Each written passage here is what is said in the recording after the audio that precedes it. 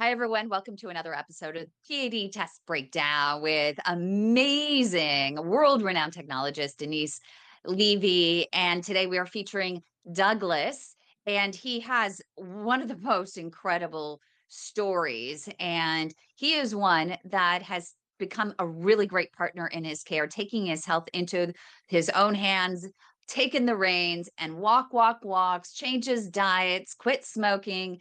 He even runs our smoking cessation program on Monday nights. So in case you need help Wonderful. with smoking cessation, right, make sure to email us at info@padhelp.org. We can help get you into and enrolled in his program on a weekly basis, but also email us at info@padhelp.org if you want us to take a look at your scans. We do different ones each week, and you can just show up here and Denise will help you. She's not going to diagnose you. She's just going to help you understand what you're seeing with your results and help you to formulate a strategic set of questions to ask your doctor so you can make the most informed decisions about your care and help you become the best partner in your care. So, Douglas, bring us back to the very, very beginning. Woo, so long ago. How long ago? Tell us how It long was, ago let's and when you say, started experiencing symptoms. let's say about a little over 5 years now, or somewhere in that Okay. area. I was working two jobs, and I was doing 14 yards a month here in Texas, and it happened on a Saturday. I was mowing the yard, and my legs started getting numb, and I fell. And this had been progressing for the like 6 months, but that Saturday afternoon when I fell because I couldn't walk, I sat in that yard about an hour before I could walk to my truck. And I knew then I needed to get to a doctor. So I went to my primary doctor, told him what was going on, and he said, he did pull my shoes and socks off. My primary doctor said, I don't, we have a problem here. I need to get you with a vascular surgeon. So he did. And I went and saw the vascular surgeon. And a month later, I had an aorta bifemoral bypass. And that bypass lasted about 6 months. I went back to the same one, and he said we needed to do an axial bifemoral bypass. So we did the neck bypass. That lasted about 6 months. And somewhere along that line was when I actually met this group. So I had been all through all these procedures before I met Kim and started to learn some of the things I needed to learn. Because in the beginning, he had the white coat, and I just went with it. He was a doctor, and he knew what he was doing, and so I never really questioned why this or why that. Why didn't you do this? Why don't I have an ABI? Why didn't you put a stent in there? Why didn't you blow it? Why didn't you go below the knee or something like that instead of just going? He went straight to bypass every time, and so here I am today, and through that process, I now have C.A.D., atypical hypertrophic cardiomyopathy. I had open heart surgery, 2.5 years now, My activity and years. I just left the hospital a week and a half ago. He had to go in my left leg and clear my left leg out again, and I still have to go back in with my right leg because I'm having issues with my right leg now. So I think for me, I wish I had met this group before I'd done the bypasses because I would have at least been say, wait a minute, what's your alternative? Mhm. What is there another feature here that we can do? Is there another procedure? I would have definitely got a second opinion, absolutely for sure. Because I met Kim, she sent me to a Dr. Walker in Houma, Louisiana. Maybe I shouldn't have used his name, but I went to this doctor in Houma, Louisiana, and the first time I met him, I remember him sliding across the room. He put his hand on my knee, and he said, "Mr. Southbury, if we had done, if you had saw me before you had all this other stuff done, none of that probably would have had to be done." because we have the technology to do the things that we do now, and you wouldn't have had all those bypasses. Now, I firmly believe my heart condition is from my axial bifemoral bypass. I know that may not make sense to anybody, but I believe it because that's how it started, you know? So that's kind of where we are today.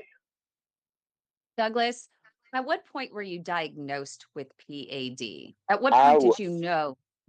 the doctor and home. So I went through all of that before anybody said anything about smoking, eating right, walking. I had all those bypasses, SIPs, all that done, and Dr. Walker was the first one to say those three letters to me. That was 2.5 years after the first time I fell and had all those procedures done. What did they explain to you was going on? He brought out a sheet of paper and he started drawing. He said, "This is what I saw. This is where you're blocked. This is what we're going to do. This is what we need to do." And so it was at that moment that I started to learn about PAD. And he talked about walking. He told me I needed to quit smoking. I wasn't smoking a lot, but I still smoked. He said, "You need to watch what you're eating, and it's a time to change your lifestyle." Is that okay? So prior to this, prior to seeing Dr. Walker in Homo, Louisiana, you had these multiple bypasses. What was the reason that your original doctor gave you for those bypasses? Why did you need them? He ne- to be honest, Kim, I don't think we ever had that conversation like I have now with doctors. I just assumed that he had the white coat and that I was just following orders. And he, like I say, he never talked about walking. He never told me to stop smoking. So none of that went on at that time. And after the aorta bifemoral bypass failed, I was in I was in the operating room. He was going to go in and he talked about stenting. And this is how it happened. At 6:30 that morning, he called my brother and said, "If we don't do the axillary bifemoral bypass, he's going to lose his left leg." And my brother will tell you today, what was he supposed to say? And my brother today will tell you he would have said something to the doctor like, "Wait a minute, hold on. What are your options here?" Because my brother has learned stuff too now, being a part and learning with me. So at that moment, my brother probably would have said, "No, we're not doing that. Take him out. We're going to get a second opinion." But it was like we just assumed he knew what he was doing, and I went with it. So I never really asked those questions that I know today. Does So that he make just sense to said your you? arteries. Did he tell you Uh there huh. was just, oh, there's something wrong with your vessels. We just need to fix them. Yep. So Hmm. after I met Dr. Walker, I went back to him because I was explained that where he put my axillary bifemoral bypass was the wrong place. He put it too far in from where it should have been, and it pokes me in my groin and in my right leg 24 hours a day. It sticks out of my stomach. It sticks out. I can't wear blue jeans because of it. I have to wear loose fitting clothes or uh, overalls because of what the way it sits in me. So he just, this is what we have to do, and that's where he went. So when I went back, he said I had one job to do. I got blood flow. The rest of it's up to you, and he walked out. Mm. Wow. It's crazy. So, one of the things that I know is always on Douglas's mind, and we now have a world renowned technologist here, number one in the world, right? Too bad she's retired. But so thankful that you are here with us, Denise, because this is something that Douglas and I have been talking about it a lot.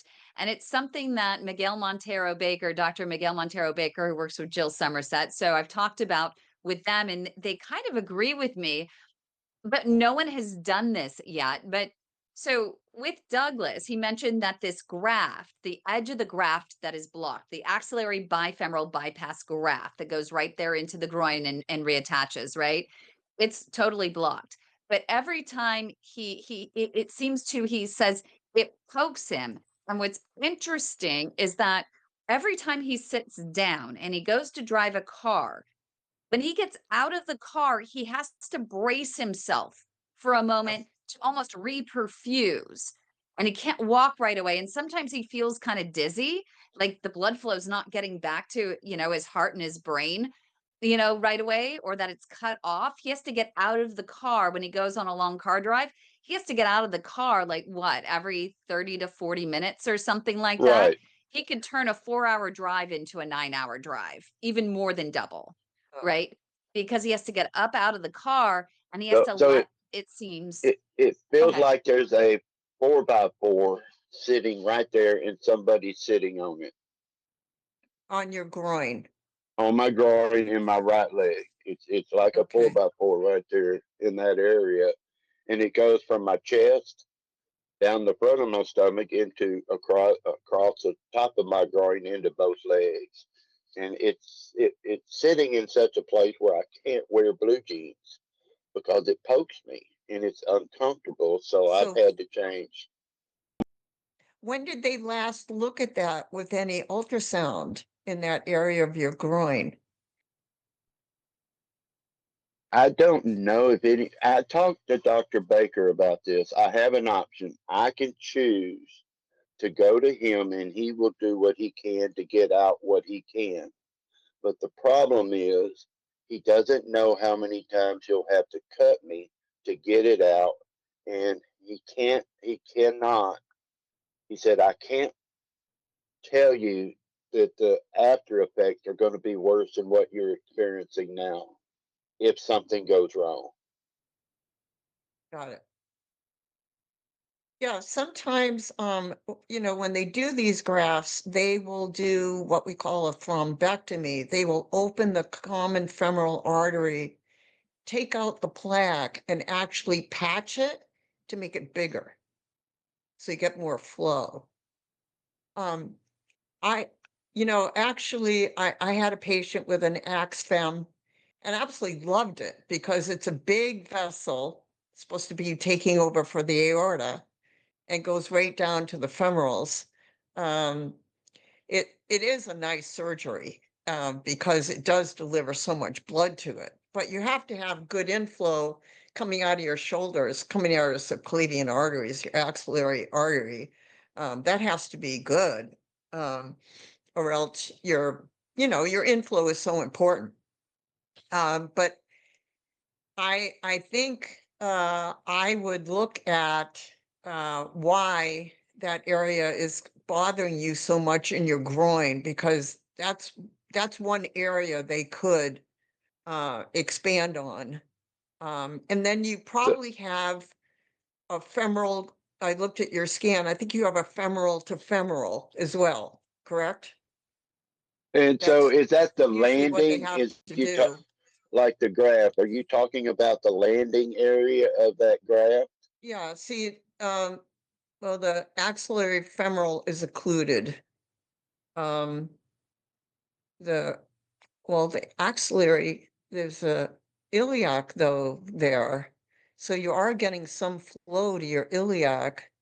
Yeah, they've Um, bypassed the bypass. So they went back in and they got one graft. Douglas, was it on your right or your left that they opened up the graft on? It must have been the left, maybe. It I'll was let the you look at left. that. That they were able to open up the graft. They couldn't get the iliac, but this one it looks. What did they do in this procedure? That was the left that they touched on, right? Right. So right now, the right is what you're saying needs to be done. So this is the one right now, the right that he says that he's getting pain. So it looks like a lot of monophasic waveforms, which what does that yes, lead you to believe? that there's not good inflow on this. It's not uncommon though for an AXFEM to have a monophasic waveform. Um, so if it's occluded, did they do a left AXFEM on you? Because this one's occluded. So they've bypassed it. Yeah, the bypass axillary femoral graft is occluded. Right. So So he's they're got no to get, longer using it. Yeah, they yeah, actually bypassed it and they were able to open up the native vessel originally. So that's where they went in after and they did the iliac artery stent yeah. and they opened up, I think, common femoral and they were able to not even, they didn't even care about the graft. They don't even use the graft. They've been able to either open up the aortobiphrem or they've been able to go in and open up the native vessels depending on the side. Well, there's reasons for an AXSTEM to occlude, and that could be, like I said, not good inflow. Mm. And the question is, if the aorta was functioning and he's got a right external iliac artery that's patent with a stent, that means he has to have flow in the aorta to get it to the external iliac artery, unless Yeah, they brought a graft down from axillary to distal aorta. Um, the doctors so that I talked to said there was no need for the axillary. They said the axillary was a moot point. They were able to handle things without it. wow. So let's go down and look at the left. Um, okay, so the graft femoral is occluded, but then there's external iliac, so the distal iliac is patent with a biphasic waveform. So you're better on your left than you are your right. And then maybe you have a bypass going from your right to from your left to your right. I did. Do you have a, The first bypass I had was an aorta femoral bypass. Right. but I don't think he has a fem-fem. He doesn't No, have a fem. He would, No. okay. Do you want me to So go you're down to the getting, actual graph? okay, so common femoral, Mm. okay, 105, calcified, uh, perineal. Okay, perineal's open, that's important. And it looks like they didn't study the anterior tibial, it's probably occluded. They didn't put any data on here. Hmm. Mild Yeah. monophasic, not detected. Okay. And then, okay, monophasic. Yeah, everything's gonna be monophasic. That's okay. Okay. Do you want me to pull All to the right. next one? Yeah, let's go down to the next one here. This is the right. Okay. So this is the one he's going to Maybe. have next. Yes. Now, it doesn't say anything about whether it's aneurysmal or patched. Um, most of these guys, they do a cleaning out of the femoral artery because they want that to be their landing zone for their graft. Mm. Um, okay, let's go down. So both anterior tibials. On both legs, they didn't measure or they didn't Yeah, put anything. yeah. Okay. Okay. Do you ready for All the right, graph for let's go the, down to the graft so we can kind of here we are. understand. Okay, so this is the axillary fem, and then this looks like they did the distal aorta. Now that's a fem, see, coming from here to here? Oh, he does have one. Yeah, Douglas. it's high. It's high. But so all of in this other is words, occluded. All of it's the, occluded. Yeah, it's occluded. Um, Yeah. and there's a stent, but so I think they're putting this gray in, meaning that it's diseased but open, I think. Um, because Could the the black, fem-fem have been done with the axillary? Did he have the axillary bifem or did he have an axillary femoral and then two femoral? well, they usually end up doing an axillary fem, and they do a fem because you have That's to get flow to the yep. lower leg. That's what they did. That's what it is, Douglas. Look at Right, that. because you Yeah. have no flow in your external, but he has flows in his iliacs, external iliacs here. Yeah. They were able to go back in and bypass the bypasses. So there's a stenosis here, proximal superficial femoral artery has a severe stenosis there. And when was this done? How long ago? Uh, Yeah. oh gosh. Um, Within the last 2 years, I can't This remember one in exactly. particular. Yeah, he Yeah, looks because unfortunately, I've been going from a until I met the doctor I'm with now. I'm staying with now. I've been to a couple doctors, and because of the axillary, none of them wanted to work with me. They said we can't. And then when I developed the atypical hydrotropic, it changed everything because okay. it's like it, that one doctor told me I would help you, but I don't want to go behind what he did because I don't know. Does that make sense to you? It's like Sure. they're scared of going back because Mm-hmm. of what. So I woke up in the hospital after I had that done, and there was a doctor standing there, and he looked at me and he goes, "Mr. Southbury, who put that in you?" And I told him it was a doctor here in Beaumont, and he said, "Well, he put it in the wrong place. Nobody's going to touch you now because it's not really done right." But I haven't been truly been able to find uh, a source that absolutely says this is in the right place or it's not. Does that make Uh-huh. sense? Uh-huh. So Sure. it's kind of I feel a little bit with that part about it stuck in the middle between what he did and what some of them don't want to do now or go behind him. And that's why Dr. Baker says, I don't know how many times I'll have to cut you to get that out of there, depending on where it actually goes. What's attached to it now, what's not, what's grown into it and all of that. So it's kind of one of those things, if that makes sense to you, When did Doctor. you last have a CT scan?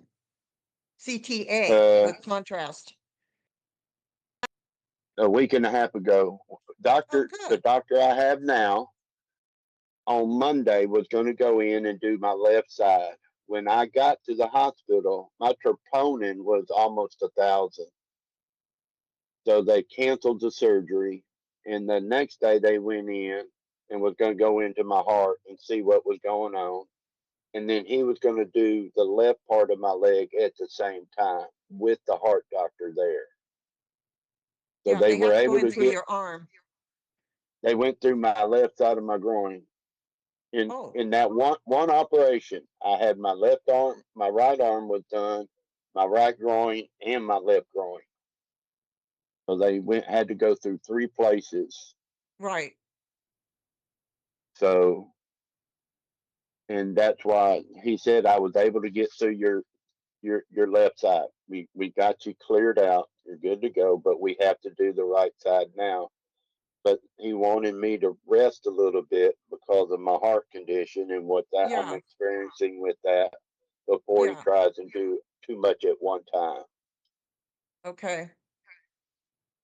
Well, it looks like the arteries in your calf are open, so that's a good news. All my pain when I walk and what Kim was talking about are in the upper part of my leg and my thighs and in my buttocks and my hips, especially my right side because it, the left side never really. It was between my hip and my knee where it hurt when I walked, and my right side is. I've never really had calf pain. Knock on wood. Right, I've never right. really.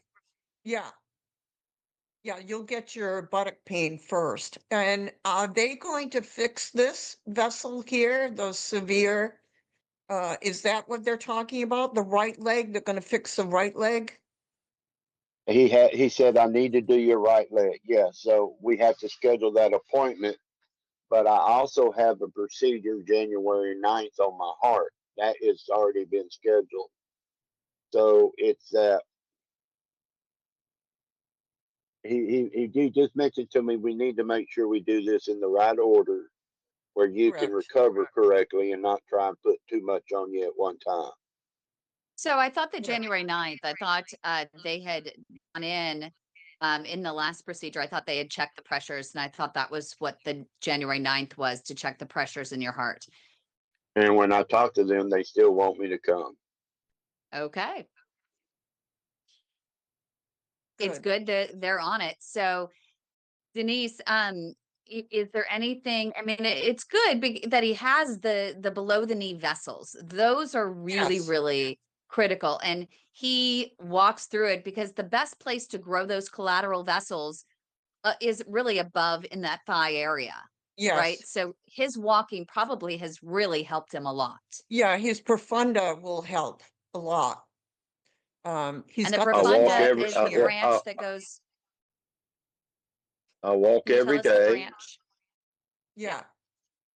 So the profunda Yeah. is the branch in the And thigh, right? It if branches. the vessel below, they can go through your foot to come up and treat this. They don't necessarily have to go through your groin. If they can get through your foot, they can go up and fix that 80% in your upper thigh. They Okay. call that the pedal access or a Yes, retrograde approach. yes, yes, And I that think would be I good. think what we really need to be aware of is being our best advocates, Oh, becoming our yes. best advocates for ourselves, and getting second opinions, Mhm. and being able to ask those questions. And that's why I would have loved to have met Kim in the beginning, because I really do believe I wouldn't have had all this done if I'd been able to sit down with that doctor and say, wait a minute, what about this? What about this? What about this? So the importance of learning that and being able to do that helps save life and limbs, because I may not have had all these procedures to get me where I am today. Mhm. Well, the important thing is you're on the right track for walking and non-smoking and diet. So that's the important thing with you as well. I exercise. I'm doing something every day. I'm building me a tiny house. So, and I walk and I woodwork in my yard. I'm retired and I'm active every day. That's wonderful. That's Well, wonderful. thank you. Thank you so much, Yeah, Douglas, for always inspiring us. And Denise, thank you again for taking the time yeah. and Thank helping you for so many of our including PAD this. warriors. Isn't Yeah, this fun? you've had a long journey, so keep the course. For those Uh, of you watching, make Absolutely. sure to email info@padhelp.org. You can, get in touch with Douglas through that. He's Douglas at padhelp.org. As well, join his smoking cessation group. We have a 12-week program every Monday night. Great support there. We also have a weekly hangout on Wednesday nights with PAD warriors across the globe that join us there for a great conversation that we have. Meet other people with PAD that you can relate with. And do subscribe to our channel. If you just want to show up and see all of this great content, you can definitely subscribe to youtube.com/the weight of my heart. And if you want Denise, our world-renowned technologist, to take a look and explain your results, we do not diagnose, we do not treat here. This is just for educational purposes only, to help you understand the terminology, what you're seeing, and to help you create a strategic set of questions to ask your doctor so you can have a more productive and satisfying conversation and make more informed decisions about your care. And Thanks don't everyone forget for about joining the us. walking app. And the walking app, Walk, walk, walk. info@padhelp.org. And we do have a walking app as well. Help you build those collateral vessels. Thanks, Douglas. Thanks, Denise. Thank you. Thank you.